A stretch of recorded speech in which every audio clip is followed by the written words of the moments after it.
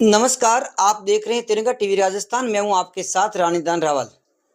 जिस प्रकार से अपने पूरे भारत में एक बात चल रही है, आरक्षण बंद हो जाएगा, खत्म हो जाएगा, आरक्षण में सुधार होगा या बिगाड़ा होगा या कुछ आरक्षण में कुछ संशोधन होगा, इसके कारण कई जातियां, कई लामबंद हो गए, भारत बंद का आह्वान किया गया।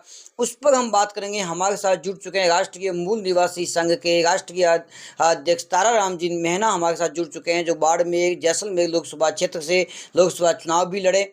उनसे हम बात करेंगे कि आखिर इस विसंगति पर जो सुधार या सर्वोच्च न्यायालय ने जो घोषणा की, उस पर आपका विरोध क्यों है, उस पर पूरी बात करेंगे।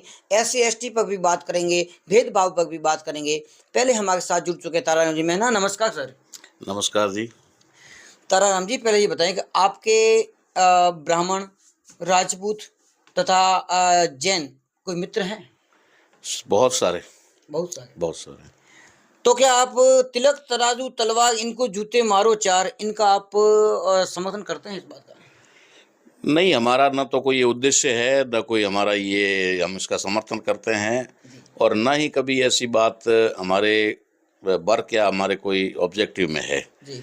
हमारे किसी भी मिशनरी या हमारे किसी भी महापुरुष ने ऐसी कोई बात नहीं कही है जो आप कह रहे हैं, तिलक तराजू और तलवार इनको मारो जूते चार। ये कहीं भी हमारा न तो नारा रहा है, ये नारा कुछ लोगों के द्वारा बनाया हुआ है और उन्होंने इसको फैलाया था। तो सर, कई जगह बात ये चलती है कि भाई भेदभाव चल रहा है, और पहले भी मनुस्मृति में भेदभाव किया गया। ऋग्वेद के 10वें मंडल के 90वें सूक्त में क्षत्रिय, ब्राह्मण, वैश्य, शूद्र में बांटा गया। तो उस पर आप क्या कहेंगे? ये मनुष्य की एक प्रवृत्ति होती है, और मनुष्य प्रवृत्ति में जिस प्रकार से जानवरों के अंदर भी नस्लें होती है, वैसे मनुष्य में भी अलग अलग नस्लें होती है। अलग अलग क्षेत्र में पैदा हुए लोगों का अलग अलग रेस होता है। उस रेस के अनुसार, जैसा कि भारत के अंदर, हम भारत के परिप्रेक्ष्य में ही बात कर रहे हैं, तो भारत के अंदर ही ये भेदभाव जो व्यक्ति या सामाजिक रूप से होता है। नहीं, भेदभाव यहाँ पर जातीय आधार पर सामाजिक होता है, विदेशों में तो रंग रूप पर हो जाता है, नस्लीय भेदभाव। शुरू में वही था, नस्ल का भेदभाव ही है जो आज बढ़ करके जातीय भेदभाव में कन्वर्ट हो गया। मूल रूप से वो भेदभाव है, वो नस्लीय भेदभाव ही है, रेशियल ही है। ठीक है ना। और रेशियल को ही उस समय की तत्कालीन भाषाओं के अंदर वर्ण भी कहा जाता था, रंग भेद भी कहा जाता था, बहुत अलग अलग समय। लेकिन मूल जो उसकी जड़ है वो रेस है। रेस का मतलब होता है नस्ल।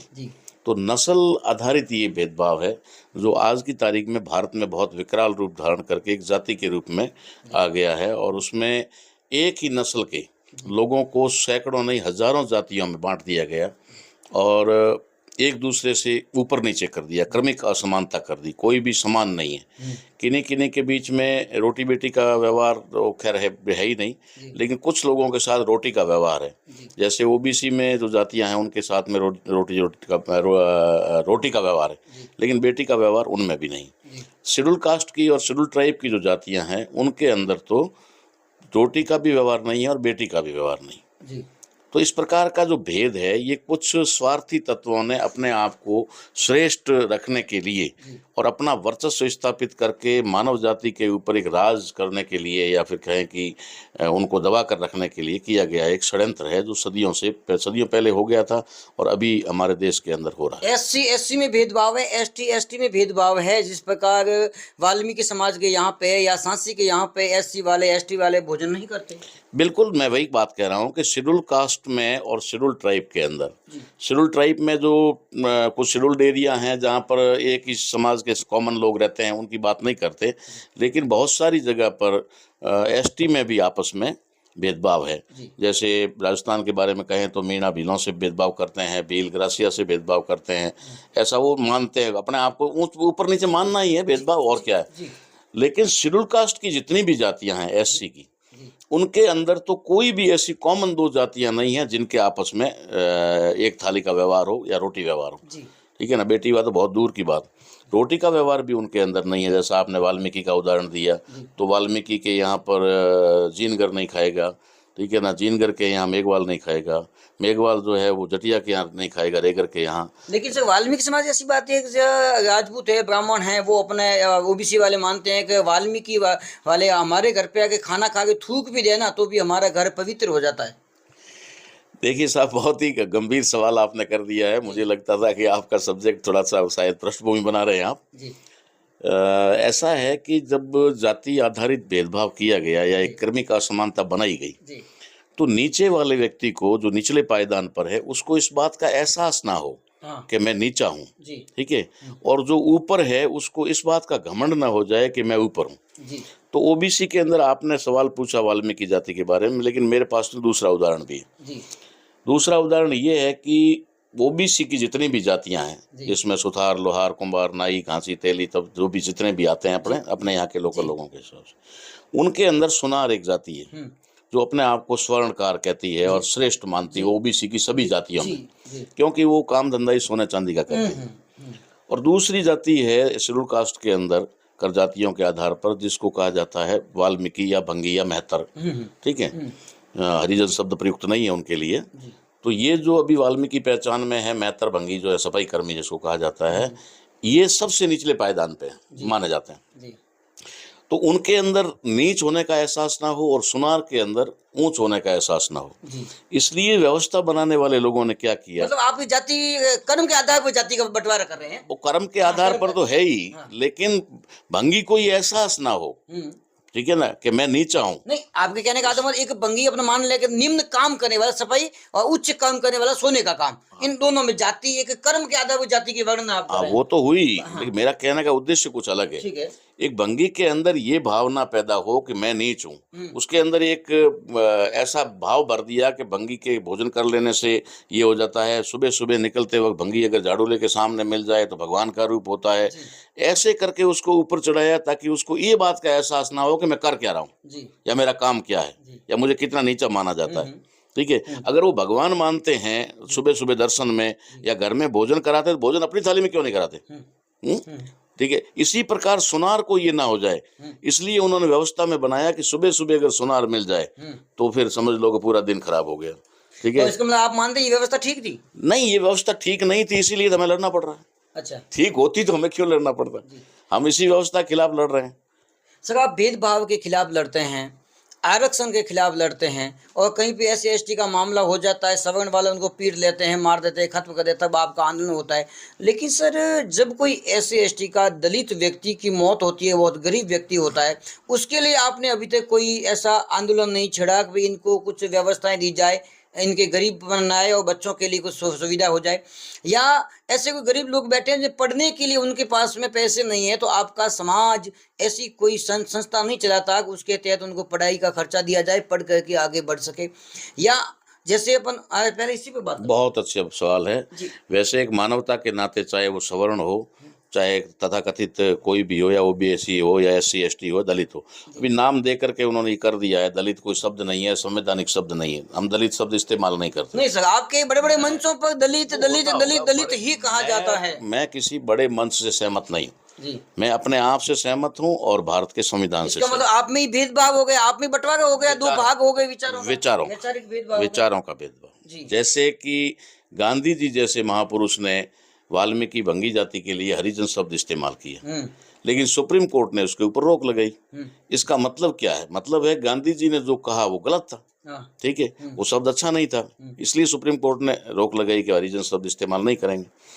तो बात यहाँ आ रही है कि हम कोई आंदोलन, शब्दों की बात करें, भंगी शब्द बना जब उनका धर्म भंग कर दिया गया, उनको दूसरे धर्म में कन्वर्ट करने के लिए मजबूर किया, लेकिन फिर भी वो गंदगी साफ करके अपने को उसी धर्म में रखा, सनातन धर्म में, तब भंगी कहलाए। और महत्व शब्द संस्कृत का है कि माँ के समान इस प्रकार हमारी सफाई साफ सफाई करते हैं, तो महत्रा तो महत्व शब्द है। और हरिजन, हरि यानी भगवान के आदमी, वो देखो ऐसा है, वो सबका अपना अपना अलग अलग इंटरप्रिटेशन होता है, हर आदमी अपने तरीके से उसकी व्याख्या करता है। ठीक है ना। वैसे कहा जाए तो एक ये भी तरीका आया, मैतर शब्द जो आपने बताया, तो ये बुद्ध का शब्द है महाथेर।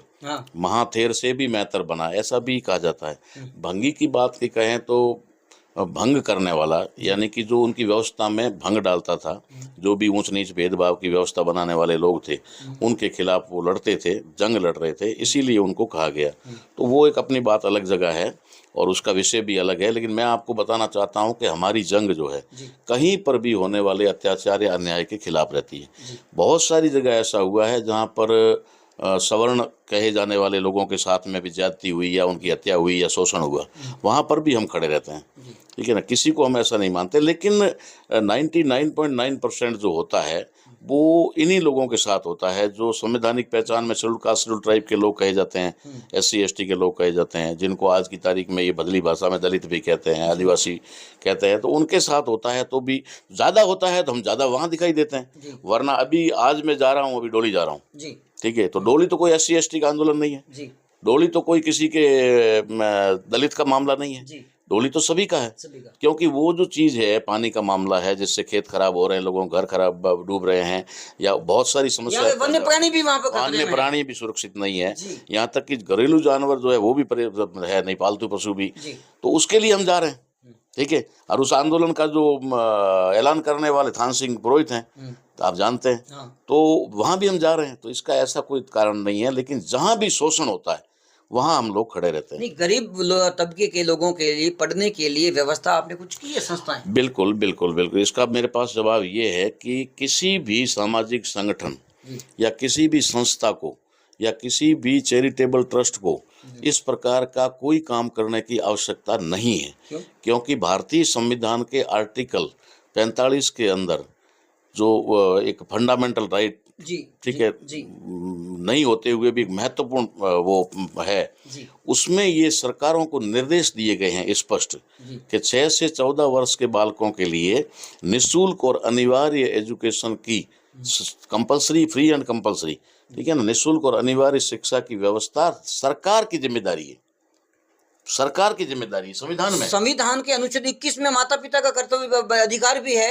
और 45 में सरकारों का भी है। लेकिन नीति निजी तत्व वो अपन संविधान की बात अलग कर रहे हैं, बात कर रहे हैं। लेकिन सर मैं क्या कहूँ, जवाब दे रहा हूँ, 6 से 14 साल के बाद में नौकरी प्राप्त करनी है उनको, बच्चों को, तो 6 से 14 वर्ष के बालकों को निःशुल्क और अनिवार्य एजुकेशन, 14 साल के बाद में जो एजुकेशन है उस एजुकेशन को हायर एंड प्रोफेशनल एजुकेशन कहा जाता है।